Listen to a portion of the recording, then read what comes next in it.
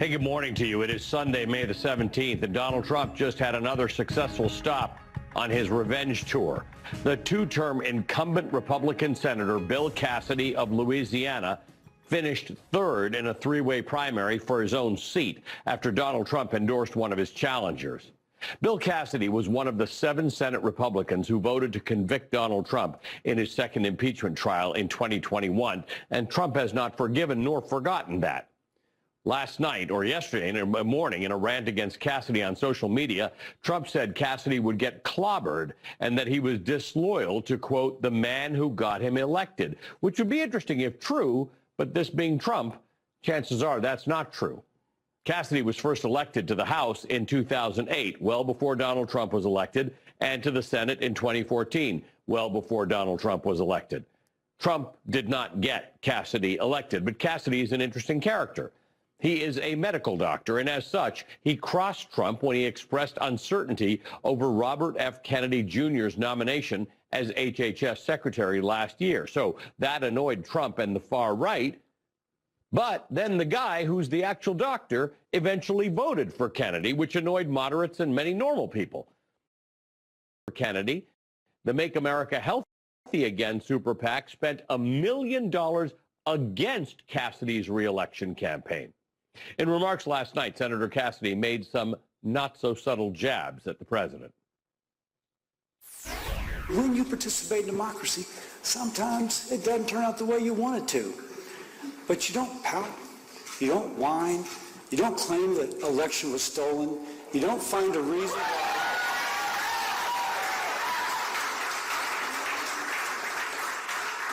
You don't manufacture some excuse.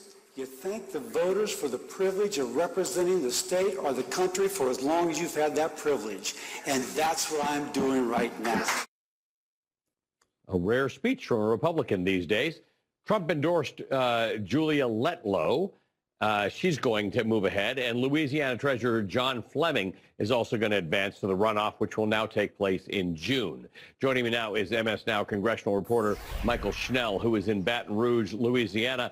This was, no matter what happened last night, Michael, this was going to be an interesting outcome. The most interesting outcome would have been if Cassidy won and was able to push back on Trump's criticism. But like what happened in Indiana a few weeks ago, where Trump turned on state senators who went against his desire to redistrict there, Donald Trump did not forget Cassidy and worked against him and defeated him last night.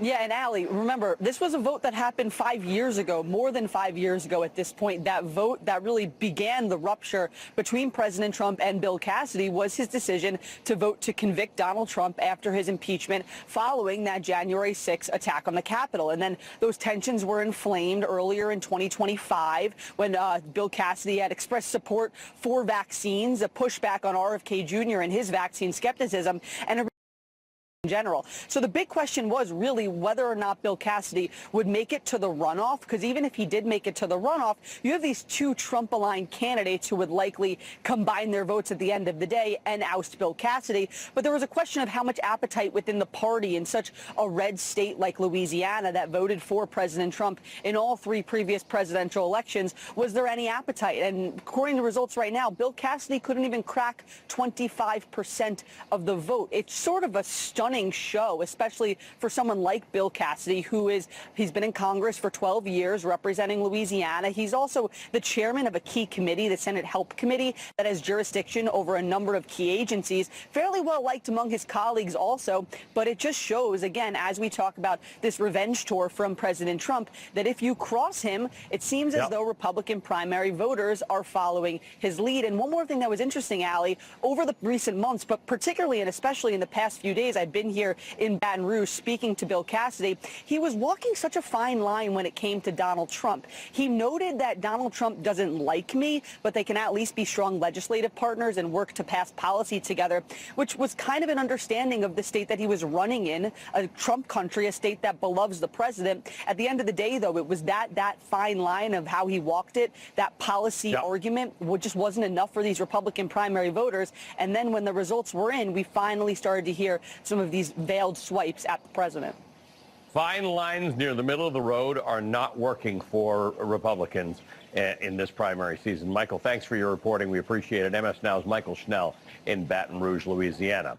Want to turn to the other big story in the Senate, the Democratic primary in Nebraska. Primary season. Michael, thanks for your reporting. We appreciate it. MS Now's Michael Schnell in Baton Rouge, Louisiana. Want to turn to the other big story in the Senate, the Democratic primary in Nebraska to challenge the Republican incumbent, Senator Pete Ricketts. Now, there were some Democratic candidates who faced off last Tuesday. These are the two of them. Interestingly, neither one of them really planned on winning the actual Senate election in November.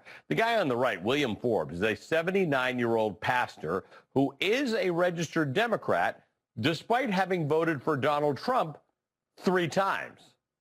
Nebraska Democrats have accused Forbes of being a plant candidate whose goal was to get on the ballot and clear the field for Ricketts.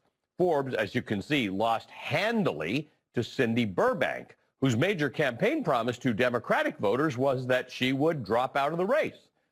That's because the independent candidate, Dan Osborne, is running against the Republican incumbent, Pete Ricketts, and Democrats are mainly throwing their support behind him. And I'll tell you why.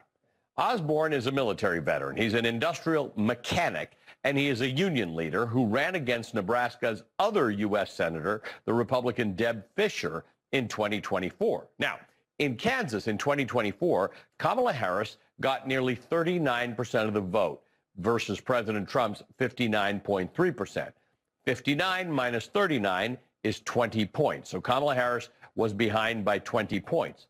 The Republican Deb Fischer got 53% of the vote, while the independent Dan Osborne got a bit better than 46%. So Osborne lost to Fischer by fewer than 7 points versus Harris losing to Trump by 20 points. Osborne is an overperformer in this particular case. Now, several Democratic Senate candidates across the country outperformed Kamala Harris in their races in 2024, but none more than Osborne. Democrats and independents in Nebraska are hoping that Osborne can grow on that performance this year. It is still a steep climb. He joins me now. Dan, thanks for being on the show. Good to see you this morning. Yeah, thank you, Ali. You weren't part of that primary on Tuesday. What do you take away from it? Well, I take away that, look, Nebraskans aren't dumb. You know, this guy Forbes was obviously a plant placed there by Pete Ricketts because Ricketts is afraid to get this down to a one-on-one race because he knows his job's on the chopping block, essentially. And you're absolutely right. You know, we definitely have a hill to climb here, but I'm doing it. We're going to do over 200 public town halls and just go and meet people where they're at and learn from them and let people decide in November. But I am running against a billionaire who has an endless amount of money. So if you want to help me out, you can go to osborneforsenate.com. Talk to me about this, because there are lots of billionaires in this administration, in the Senate. There's some very rich people in the House, and there are a lot of regular voters. Many of them are Democrats, but I suspect some of them are Republicans and many of them are independents who sort of think that a lot of the problems we've got in our society right now are because there are a lot of people elected to Congress who simply do not know what the average American's life is like. Yeah, that's absolutely right. And right now, you know, I've punched a clock for 23 years. Me and my family, we're treading water, you know, in this economy, just like a lot of people are. Our farmers, man, they're taking their licks. We've had the 7th largest wildfire in nation's history. It burned up over 800 acres, fences, grazing pasture, and, you know, between tariffs, closing down their markets, and then now the war in Iran, increasing their inputs in fertilizer and diesel fuel. We're taking our licks here, and, you know, just goes to show how resilient Nebraskans are and farmers are. We continue to push forward through bad policy. Let's talk about what happened in the Democratic primary. Obviously, the sort of fakish Democrat got 10% of the vote. The real Democrat got 90% of the vote. And she said something interesting. She said if she doesn't see a path to victory for herself, she will drop out in support of you. Cindy Burbank, have you had a conversation with her? And do you know what her plan is? No, I haven't had a conversation with her. I certainly don't know what her plan is. What I do know is we're running an extremely strong campaign. We continue to fundraise. I think we're close to raising $4.5 million. That really shows our viability. We're actually polling 5 points ahead of Senator Ricketts right now, and whatever Cindy decides to do, I have no control over that. I'm just going to continue to run my race. Again, get out there, do this the old-fashioned way, go talk to people, learn from people what they want in a U.S. senator. You said something to the American Prospect about running for the second time as a senator. It does take some money, as you claim you're not a billionaire like Pete Ricketts. You said there's a real possibility at the end of this that I lose my house.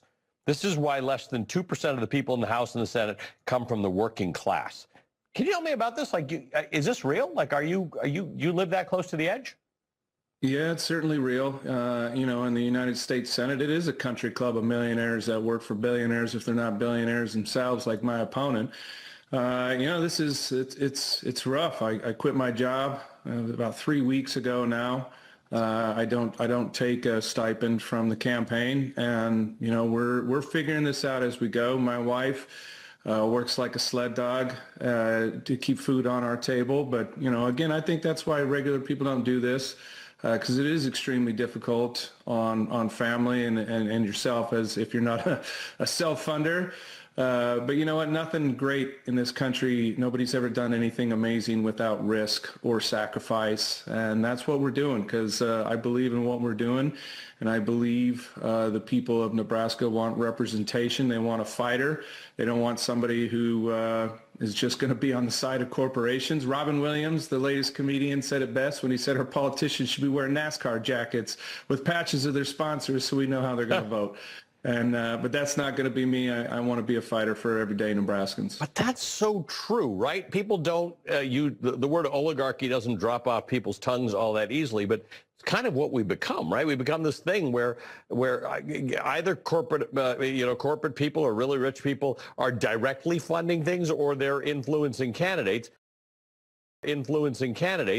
Tell me why, if you're at such a disadvantage and you've got such remarkable positions on things, why are you not running as a Democrat? Well, I mean, we could talk about NAFTA if you want, and how NAFTA hurt our corn farmers and our manufacturing. We can talk about Obama bailing out the banks, not holding them accountable. We can talk about every administration, both Republican and Democratic, adding trillions to the national debt. I've been a registered independent from the time I could vote. I've never really accepted the fact that I got to accept a whole thing of policies and reject another to be a part of a party. And, again, I believe in the government by and for the people, and I think both Democrats and Republicans are selling out to corporate interests. Yeah, Dan, I'm with you. The problems we've got today, it's easy to blame them all on problems that have been exacerbated by both parties. That said, it'd be pretty novel to have a guy like you be the United States Senator for Nebraska. Is there something that is just clearer about if you ally with the Democratic Party and the Democratic candidate steps out because she doesn't see a path to victory? Does it not make more sense? Because at some point, isn't it better for you to be in Congress with these views than be an independent and be out of Congress? Well, we're doing something that I don't think Nebraska or too many states have ever seen. We're creating a coalition. I'm tired of this division between the extremes in the parties. So we're creating a coalition of Republicans, Democrats, Libertarians, and Independents on this campaign. With people who are tired of the status quo. People are tired of not getting farm bills passed because of the polarization of politics. They're not working for us, and that's what I'm certainly trying to change. So it is about a coalition. It's not about one party. It's about the people of Nebraska coming together and to really strike some change in this country and steer the ship in the right direction. I think your shirt says End Citizens United. Is that what it is? Yeah, End Citizens United. Do you think that's the biggest issue right now? Do you think that if we got, would that be the biggest thing to help get American politics back on track into something that feels more democratic? I absolutely do believe that. Yeah, campaign finance, it shouldn't cost $100 million to run for a U.S. Senate. It's absolutely ridiculous. It shouldn't cost $1 billion to run for the President of the United States. We got to get the money out of politics, because when you're going to be left with, if we're successful at doing that, you're going to be left with, elected officials that are going to work for the people and not the money interests that helped them get elected. Dan Osborne, good to talk to you. Thank you for joining us this morning. We appreciate that. Dan Osborne is an independent U.S. Senate candidate in the state of Nebraska. All right, coming up, we've all been bearing witness to the brutal execution of Donald Trump's mass deportation program, but the federal courts are watching too. And after the break, we'll dive into the data from thousands of lawsuits against Trump's enforcement program, cases that his administration is overwhelmingly losing, including one where the judge remarked, quote, unquestionably, the laws of human decency condemn such villainy. Israel and Lebanon have agreed to a 45-day extension of the U.S. brokered ceasefire, which began on April the 16th. Now, that follows 2 days of high-stakes talks in Washington. However, there really hasn't been any cease in the firing in Lebanon at all. Hezbollah, the Iranian-backed group with strong political and military influence in Lebanon, has denounced both the talks and the ceasefire and has never actually agreed to it, and has continued its attacks on northern Israel. Israel has limited but not eliminated strikes near the capital of Beirut, while continuing its near daily and very deadly assault in southern Lebanon. Lebanese officials also say that hours after this latest ceasefire extension was announced on Friday, 6 people were killed in an Israeli strike on a health center in southern Lebanon. The Israeli military has confirmed the strike, saying that it was targeting Hezbollah infrastructure. More than 580 people have been killed in Israeli strikes since the ceasefire was announced in mid-April, according to the Lebanese health ministry. That includes 23 children. 93 more children have been wounded during the same time span. At least 200 children in Lebanon have been killed, and more than 800 wounded since full-scale fighting between Hezbollah and Israel restarted immediately following the start of the war with Iran. Since then, in addition to aerial attacks, Israel has also launched a significant ground invasion of southern Lebanon and now controls a portion of that country. And during a speech at a rally on Thursday night, Israeli media reports that the influential far-right National Security Minister Itamar Ben-Gvir said he would like to establish settlements, Israeli settlements, in southern Lebanon. At the same time, another influential far-right official in Prime Minister Benjamin Netanyahu's cabinet, the finance minister Bezalel Smotrich, called for the annexation of the entire West Bank, saying he, quote, placed a detailed plan on the cabinet table this week and called on Netanyahu to adopt it. Now, since the Hamas attack on Israel on October 7th, 2023, the situation for Palestinians in the West Bank, not in Gaza, but the West Bank, has deteriorated significantly. Thousands of people have been forced from their homes, and there's been a notable uptick in violence against Palestinians by Israeli settlers, often supported by military forces. It's all gotten worse since the start of the war with Iran. The Israeli military has effectively closed off the entire West Bank, shutting down checkpoints into and out of the occupied territory, while also establishing roadblocks inside the West Bank itself. None of that is entirely new. This has all been going on for many years. It's just become a lot worse in the last few weeks. The UN Office for the Coordination of Humanitarian Affairs reports that settler attacks on Palestinians have averaged 7 a day in the past few months. Joining me now is Noga Tarnopolsky. She's an independent journalist based in Israel who has 2 decades of experience covering the conflict in the Middle East. Noga, it's good to see you, my friend. Thank you for being with us. You know, for a long time, undercurrent of violence in the West Bank for many years now, it has become substantially worse, not just the violence, but the fact that it's government supported and this move toward entirely annexing the West Bank, meaning Israel takes full control over it without citizenship rights to the people who live there, is gaining a lot of ground in Israeli politics. Good to see you too, Ali. I'm not sure I could say that this notion of annexation of the West Bank is gaining ground in the Israeli public. What's happened in the Israeli political arena is exactly what you've just described, which is people who until 3 years ago were utterly marginal, people who have never held any kind of executive office, whose entire careers have been careers in thuggish hooliganism. They now have power, immense power in their hands. And as Prime Minister Netanyahu's governing coalition comes towards its end, and as it gets weaker and weaker, they have ever more power in their hands. So in the case of Itamar Ben-Gvir, for instance, who you just mentioned, actually both of the ministers you just mentioned were defined as, quote, like the KKK by the former head of the Mossad, Israel's intelligence agency, Tamir Pardo. So it's not me telling you they're extremists. These are radical extremists, and not just them. They're the kind of headline names. But many of Prime Minister Netanyahu's ministers openly and overtly dream of an expansionist, almost imperialist Israel. Now, from that to taking any actual steps in that regard, there's quite a distance. And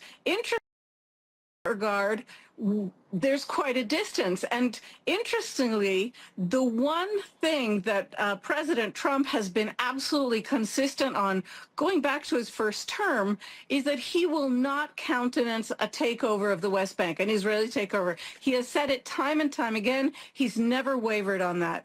So what we have is a context of extreme radicals who have significant power.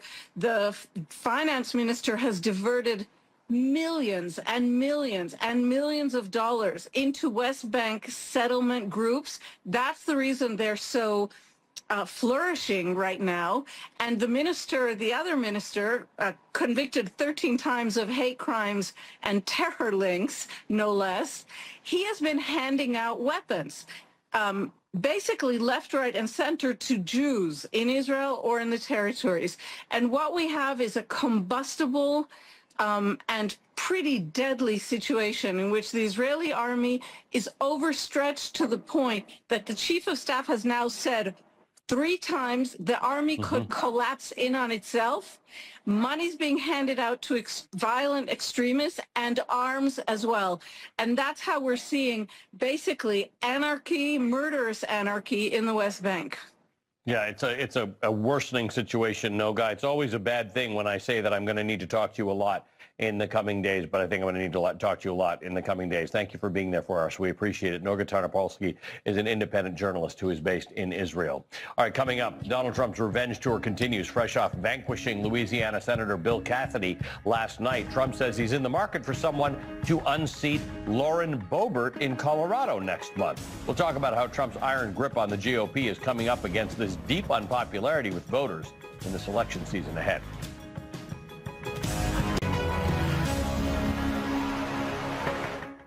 The execution of Donald Trump's mass deportation program has been brutal, violent, and deeply unpopular. The American public's borne witness to a process of horrifying video evidence of their neighbors being mistreated by newly emboldened federal forces in mass sweeps. Now, there is a way to quantify the government's overreach. A team of journalists at Politico, led by their senior legal affairs reporter Kyle Cheney, has been following and analyzing the thousands of lawsuits that have been filed against the government officials by immigrants who've been detained by ICE. So they created a database of those cases, and the findings from their analysis are stark. Roughly 11,600 lawsuits have been filed between July of 2025 until now. The Trump administration has prevailed in about 1,200 of those cases, but judges ruled against the government in another 10,400 cases. Roughly 90% of all the cases, of all the lawsuits reviewed by Politico, the government has lost. The law grants the president broad discretion to determine how to carry out the mission of immigration enforcement, but it doesn't give him unilateral authority to detain or deport whomever he wants. There are, believe it or not, still some guardrails in place. There are laws that protect individual rights, including those of undocumented immigrants, and there are procedures that the government must actually follow to ensure that those rights are protected. But court records reveal that the Trump administration's approach has been violating some of those laws and procedures. More than 400 district court judges across the country have been involved in deciding these cases. Judges appointed by both Democratic and Republican presidents have ruled against this administration's policies, including some who were released after the Justice Department told the judge that it did not have, quote, an opposition argument to present. So people have been arrested, they show up in court, and the government's not ready to move forward with the case because they don't actually have a case. I mean, I know my law from Law and Order, and they never do that on Law and Order. But the vast majority of the rulings against the government actually involve the Trump administration's controversial mandatory detention policy. Now, previously, only unauthorized immigrants arrested at the border were held in detention for the duration of their removal proceedings. Remember, removal proceedings, for reasons that we can discuss in a minute, often take very long, in many cases years. But last July, this man, Todd Lyons, the outgoing head of ICE, issued a memo that dramatically expanded who's eligible to be detained without bond. The government now says that anyone who entered the country illegally can be arrested and held for, quote, the duration of their removal proceedings, which, again, is a process that can take months, often takes years. Under this, I'm going to call it a novel reinterpretation of the law, ICE can detain any undocumented immigrant present in the country for an unspecified period of time, regardless of how long they have been here or whether or not they have a criminal record or even if they have some legal right to be in the United States. And this is very tricky because some people refer to these people as illegals. We don't, because that's just not an accurate term. We call them undocumented. Now, I will say, I'm going to ask the lawyers I'm about to talk to, but even that's not an accurate term because a lot of these people go to court and get a document that says that they can stay until they have their next court hearing and their status is determined. Lyons' memo isn't legally binding, by the way.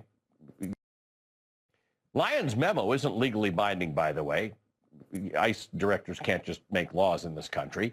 But it doesn't represent the administration's interpretation of a particular law, which is a departure from how every other administration has interpreted the very same law. But this is what has given ICE the green light to move more aggressively to round up immigrants anywhere at any time.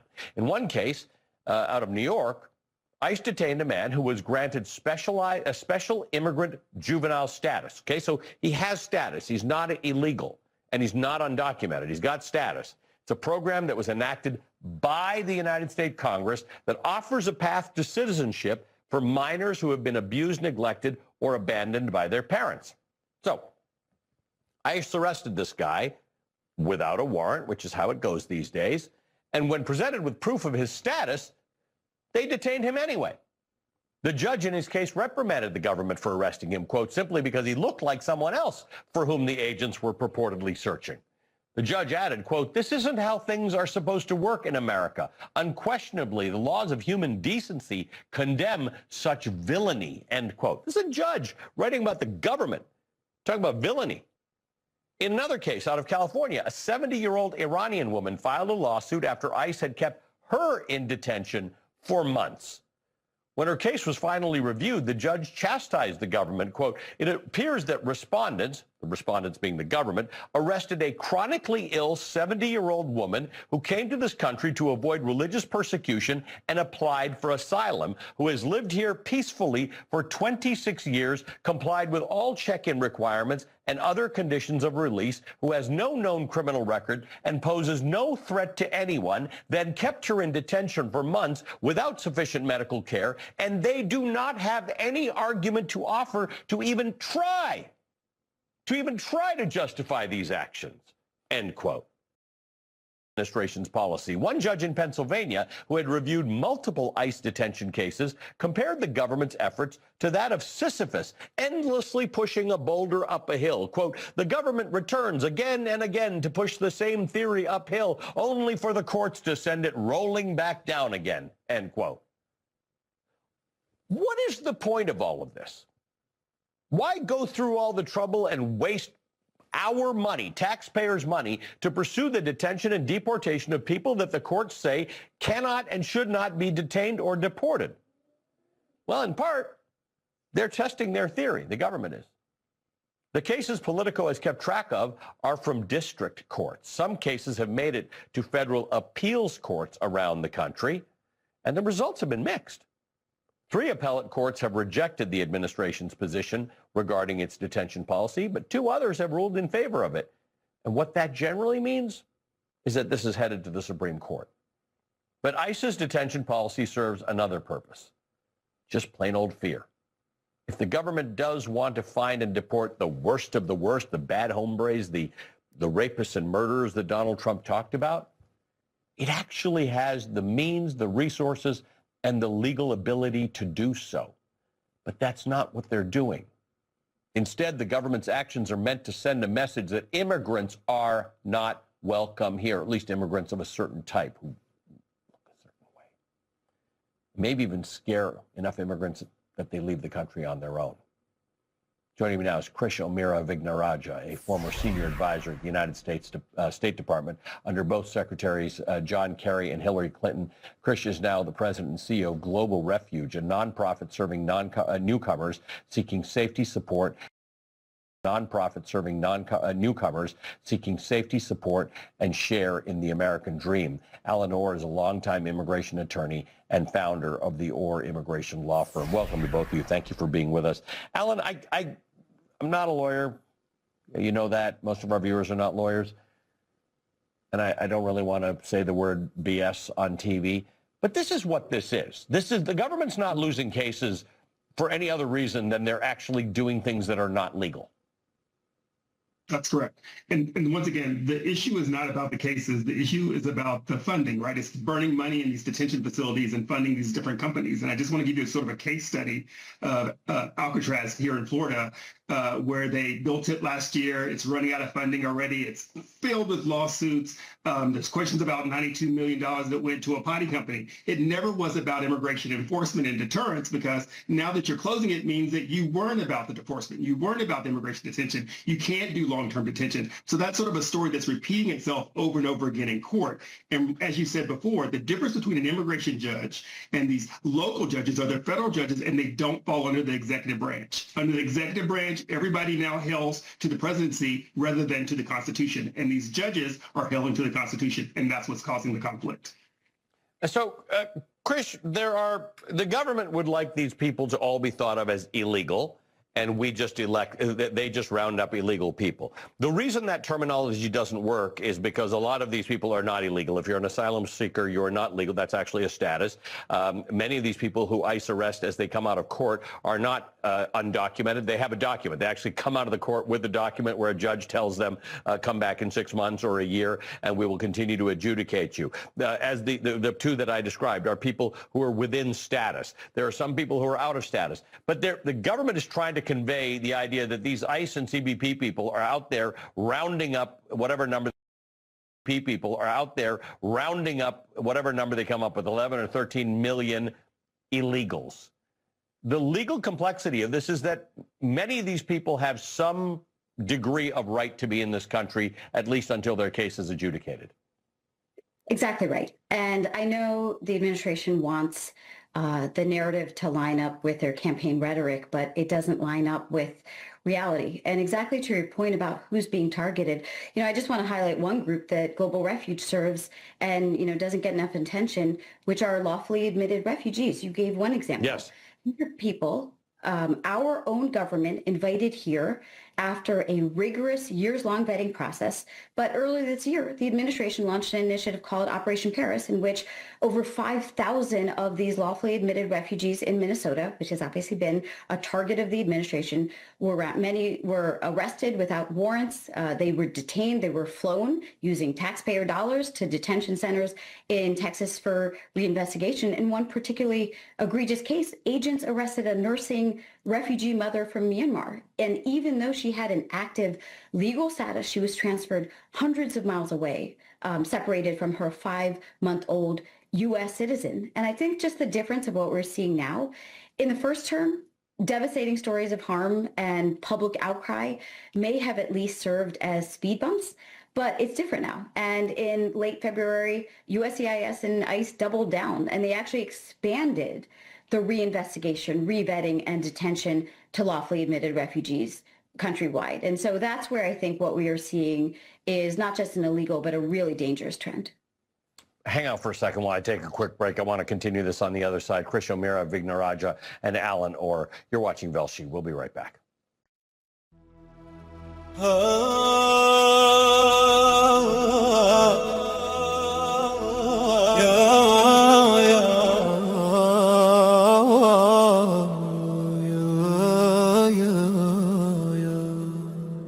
مولاي صل وسلم دائما أبدا على الحبيب الذي أجاءنا هدى. يا رب بالنور أكرم مهجتي واغفر ذنوبي وهون كربتي. أنت الرجاء إذا ضاقت بنا الدنيا وبذكرك العالي تحيا روحنا. الله الله يا مولانا أنت الرحيم وأنت هادينا. الله الله يا رحمن بنورك اجعل قلوبنا إيمان. صلوا على طه الرسول محمد خير البرية والنور المؤيد من بالصلاة عليه نال راحة والقلب من أنواره يتجدد.